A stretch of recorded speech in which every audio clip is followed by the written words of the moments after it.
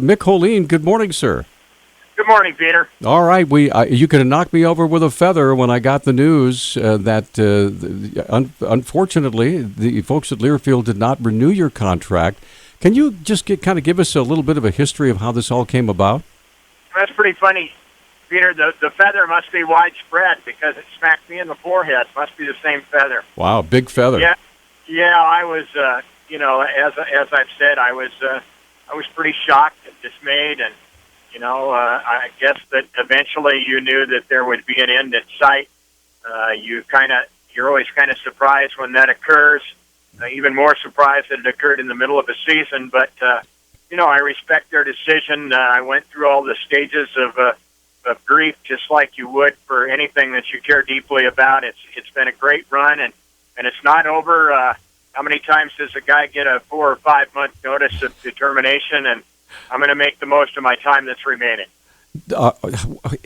Okay, I need to know, if I remember correctly, you were the voice of the Lady Grizz for several years before you got the gig as the full-time Grizzly sports announcer. Is that correct?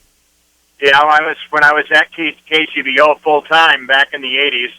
I did the Lady Grizz for 8 years, and at the same time I was doing the PA, your job, at Dornblazer and right. At Washington Grizzly Stadium. I opened West Washington Grizzly on the PA, and so I've been a part of that place for every game that's ever been played there, and boy, what a run it's been, and just enjoyable to the T.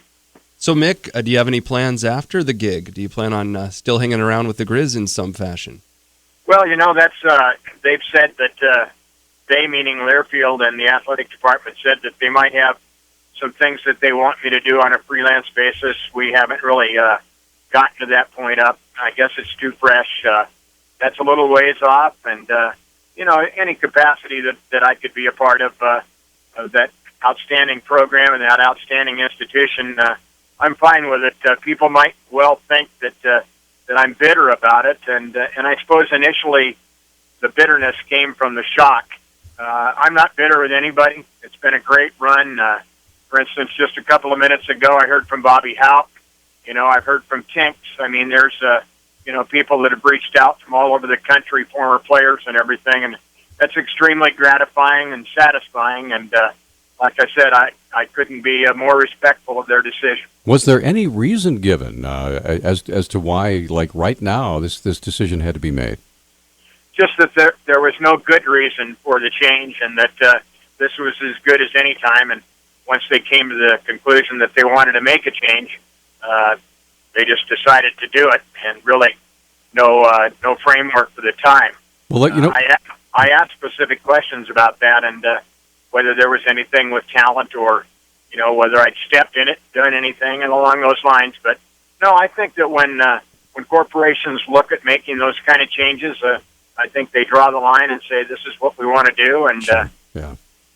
Well, now, Mick, being a PA guy is a lot different than being a play-by-play guy. A play-by-play, I think, and please correct me if I'm wrong here, really good play-by-play announcers are born. They're not necessarily made. Would you agree with that? Yeah, I think I would have to. I sure never dreamed of being on the radio, to tell you the truth. And I can remember when the first time somebody asked me to be on the radio at KGVO back in the early 80s. I had no clue what I was getting into, and that was a disc jockey job, midnight to 6, like all of us started. But yeah, the play-by-play, you just, we got a bunch of emergency vehicles right on the side of the lake here, and let me pull over and get the heck out of their way. Oh, my goodness. At least that sound isn't behind me. Yeah, hey, man. Yeah, you bet. But, it's, to look out there and be able to do it in a timely fashion, and it just comes second nature to me. I don't know whether I've ever watched a game where in my head I wasn't describing what was taking place, and, I just kind of waffled myself into it, and, I grew up across the street from the voice of the Spokane Indians, and I guess it was in my blood from the early days. Wow. So the whole idea, from what I understand, is that you're a storyteller, right? Yeah, I think that's true, but you've also got all that information laid out in front of you, and I always like to say that I try to do a game in the eyes of a blind man because our Bud Gould, the representative from Missoula for years, was blind and befriended me very early on and said, "Look, I don't want to just hear it. I want you to be my eyes. I want to smell it. I want to feel everything about the game and everything that's going on." And so I try to do a game in his memory and for him to be able to see. Well, Mick, I got to tell you, it's the end of an era, and there will never be another Mick Holien. Hey, thanks, Peter. I really appreciate it. It's kind of amazing that we're sitting here talking on KGVO this late in my life, at least. It's like somebody asked me the other day, "Didn't you ever leave KGVO?" And I said, "Yeah, I think so. I don't remember when it was, but yeah." I bump into your ghost every now and then around here, so, Yeah, I hover over the top of you, especially at 6 in the morning.